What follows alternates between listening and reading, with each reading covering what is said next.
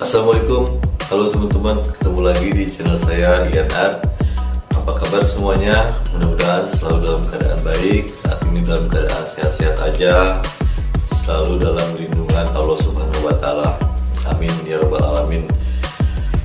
Nah, ceritanya di kantor tempat saya bekerja itu akan diadakan perlombaan atau turnamen tenis meja, yang peserta atau pemain tenis mejanya itu hanya orang-orang atau pegawai yang ada di lingkungan kantor aja.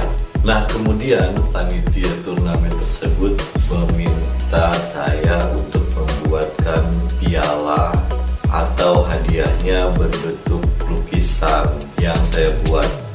Agak-agak bingung juga sih gimana caranya.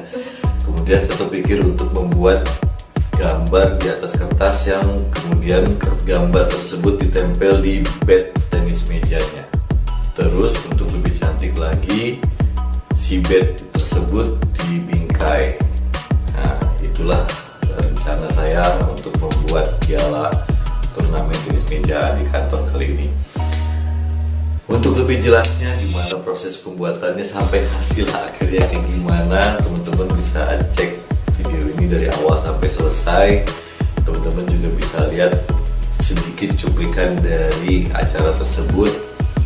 Jadi mending kita simak aja langsung videonya sekarang. Check it out, my friend.